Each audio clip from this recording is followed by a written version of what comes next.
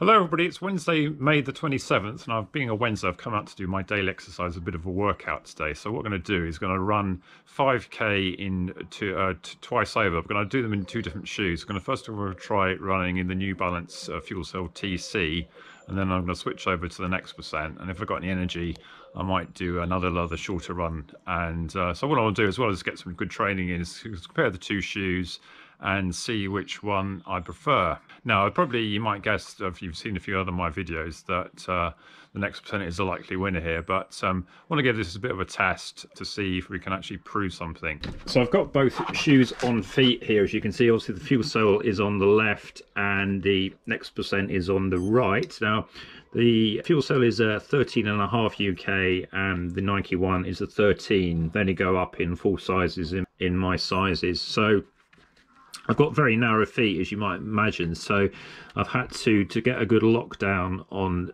both sides. I've had to pull in the laces an awful lot, and there's all this flagging material, so really this is probably about 0.5 centimetre too wide for me.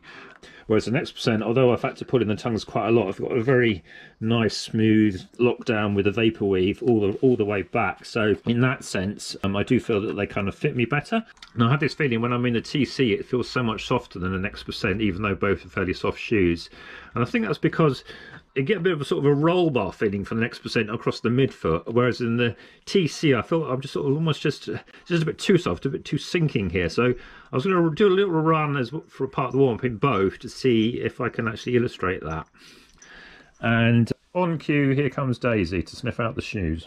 Okay, so here I'm actually running, I don't know, about half a mile so far, with the left on the TC and the right on the next percent. So TC definitely does feel to me slightly softer, slightly less helpful through the midfoot, but not too bad. Perhaps that's why it is more of a training shoe. But anyway, the point of this run is to not sort of theorise, to get some actual runs in and see what data we get. Okay, so about a 1k warm-up done in both shoes, and I don't know which one I'm going to put on Strava. Probably the TC. Anyway, so the point of this run, I'm going to do 5k. I think I'm going to run it sort of like tempo to speed, and as in, I think about 20 minutes for me, something like that. Whatever speed I end up doing in the TC first, I'm going to try and match in the next percent with about a 5-minute rest to change shoes and have a quick chat to you and see what we can find out from the two.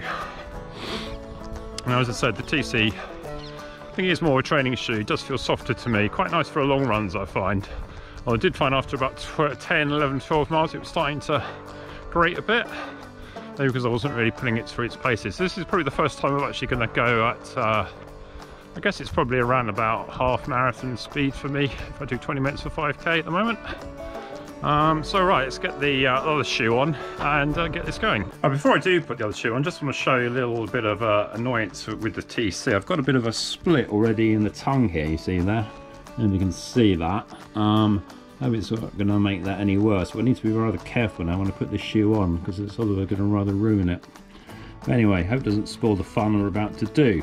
Okay, so we're back from the TC run. Actually, TC's felt a lot better than I thought, actually, when I was at that sort of speed. I was doing about 620, a bit of a rolling circuit, a bit of wind out tonight, and what I thought was 5k door to door was possibly a bit short, so I ran on a bit to do what effectively was make sure it was at least 5k. So when I stopped my watch, it was 19:35, getting on for about 80 meters over 5k. So I'll have to go and look at the splits later, but certainly any intention to do tempo speed. I think that wasn't flat out, but that was certainly probably at least 10k effort, I think, for that course. So right, so let's get the next percents on now, and I think there's a feature on the Garmin called Race and Activity, which I might use to try and guide myself to that sort of speed. Because what I want to do now is not try and beat that time, but actually run as close as I can to it, running exactly the same way, and comparing the reaction of the heart rate, possibly power. I've got the Stride power meter on as well.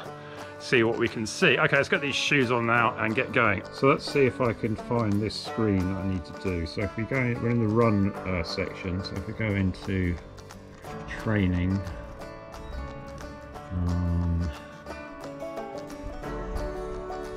race and activity, from history, And we'll do the one we just done, which is 19:35, 3.15 miles. So we select that one, loading, and there we go. So I've got to just press start when I'm outside, and I'll have hopefully a real-time pacer.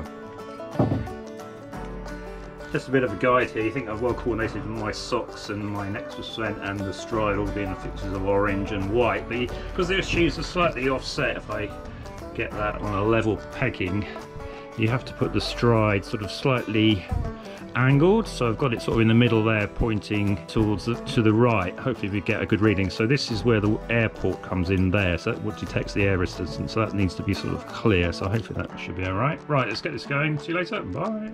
Right, next percent run done. I need some water first. Right, so 5k down to the next percent. I think that was about 10 seconds quicker. I got the gap to about halfway around and held it. That was, I have to say, that's probably the hardest next percent Shoeoff run I've done, because I think that first 5k in the TCs, I really did push that a bit harder than I thought I was going to do. So consequently, I started that next percent on quite tired legs, but it was reassuring that I was able to get around very well. That was quite tough at the end though, so I was having to concentrate. We did have a slight advantage of knowing the pace, so I'll have to look at the data later to make the final analysis, but certainly running a 5k at about, you know, between 10k and half marathon speed, rather tired, that was certainly encouraging. Perhaps also for my fitness as well, because I think the shoes only tell half the story. I certainly couldn't have done that sort of run a few months ago. So, right, what I'm going to do now, I think I was going to do 2 sprints in each shoe. I'll keep the next percent on, jog it around a bit, and just see if I can run these as hard as I can and just compare the times. All right, see you in a bit. Bye. Okay, hello. So we're on the Telegraph Lane. We're on the start of the, well, one of my local sprint segments, the Telegraph South segment, which is the shorter one this way. So it starts around about the alleyway and finishes at the other end of the road. So it's about, I think my PB is 22 seconds, and Ollie Garrard and James Hinton have just edged me by a second. Now, there's a lot of GPS luck in these very short ones. So if this test, I'm not going to try and game it. I'm going to really run into it from here, start accelerating about the junction there, run it as hard as I can, and I'll take the segment time from my 2 watches. I've got both hooked up to different Garmin's. One's on every second recording, one's on smart recording, I think. So I'm interested to see how that compares as well. And I've also got a bit tired legs now for those 2 5Ks, so I don't think I'm going to do a PB effort on this one. I think I'm going to be careful not to do my hamstrings in. So we'll go back to here, accelerate up, and actually I might do a little stride first just to get this lactic acid out. So make this a fair effort, and I'll change over to do one in the TC and finish the session off, because it's got rather wobbly legs after those 2 5Ks. All right, see you better then. Bye. Okay, yeah, the legs are pretty dead, so this is going to be interesting, but we'll give this a go in the arse of Tim does sides, as they say on GCN, don't they? All right, see you in a bit. Memories of track days, doing sprints when you're knackered. I think it was a 24 the watch got, compared to a 22 PB. It's a bit short of 200, obviously, isn't it? That's my legs going. So I'm just walking back home now, change some shoes into the TC, and we'll repeat that, see if we can see any difference. I might even now be able to beat that in the TC. Selected second, but we shall see. So there we go, recovery 70 hours after the work so far. Maybe I'll come back next time as a casual shoe review and it'll be a bit easier on myself. Anyway, one more sprint to go in the TC that I've got on. So let's get this done before it gets dark and I finally wipe out. Right, see you in a bit. So just walking down the alleyway to the Telegraph Lane to this final sprint. So one thing I've noticed with the TC, I just put them on straight away, I feel much more wide and unstable they feel, just sort of walking about. I think it was just, don't hug my foot quite as well. They do feel softer, as I said, so for a long training shoe, maybe a better bet, but out and out performance. I don't think there's much in it though. Looking at the evidence of those 2 runs, we shall tell the tale of the tape later. I have to try that a few times to get that one out. Right, so let's get my stride in here for a slightly different view. It's a bit more light here, I think.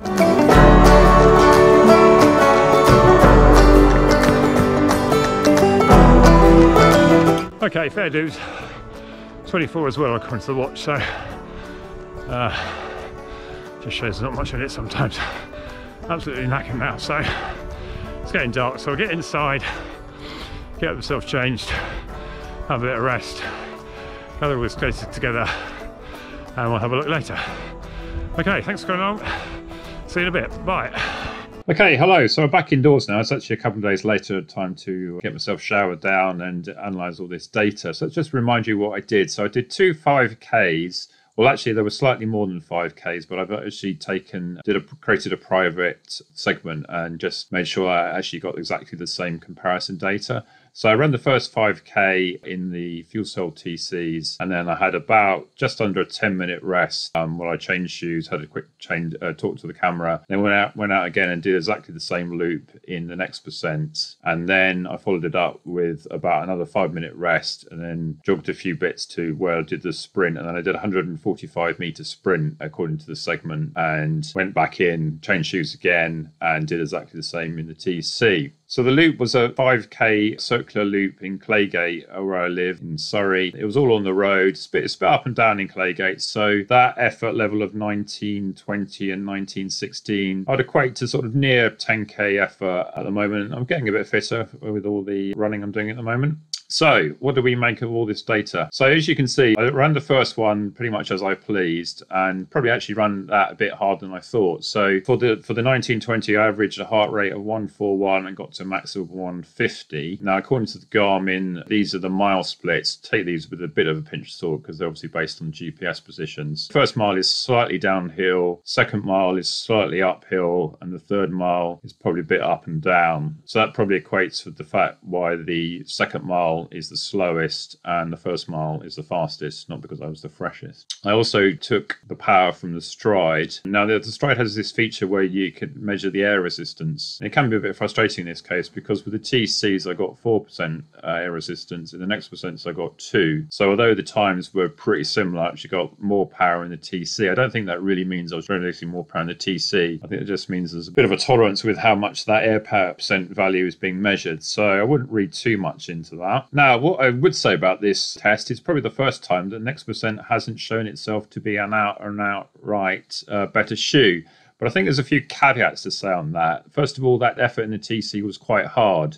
And that being probably those 2 5Ks together wouldn't be far off a 10K flat out effort. So the fact I got to maximum heart rate of 150 against my current max of 160 is indicating that I was actually trying quite hard there. And certainly when I got out in the next percent, I felt that my legs were quite tired already. So I think there was a combination there of being quite pleased with the actual training effect of these 2 runs. So was to actually get 2 runs close together, back to back, and get pretty similar times was quite pleasing. In terms of the actual Shoeoff contest, I think actually sort of slightly surprised me that the TC is perhaps better than I thought. I think up till now, most of my running had been in the TCs have been a sort of like a steady pace on long runs, say averaging about 7:30s for a half marathon type distance.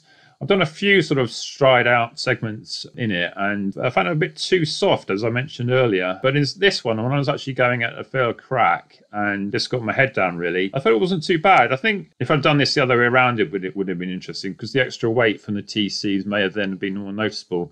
Maybe I need to repeat this test and see how it would be the other way around. I think I was actually making my life very hard for the next percents in this one because not only did I come out straight out after quite a hard effort and run it again, I also did the sprint on very tired legs, and those times were, well, I mean, there's a second quicker in the TC, but I was a lot more rested by then, having had about a good 20 minutes since the last 5K.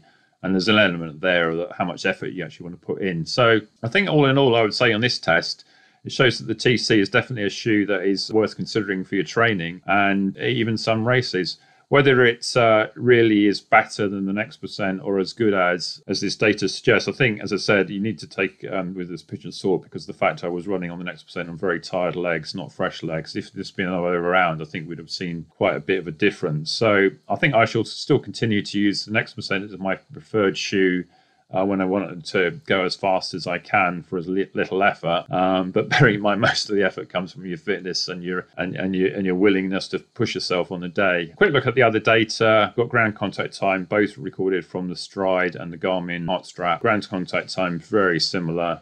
Obviously, I had a lower ground contact time when I was sprinting, effectively, to the more 10K effort. Vertical oscillation is also a bit different because Stride's measuring it at your foot and the Garmin's measuring it at your chest. But at least the values were consistent run to run. And they're never going to be quite the same, but probably near enough. So there we go. Hope you found that interesting and look forward to seeing you on the next one. Okay, bye.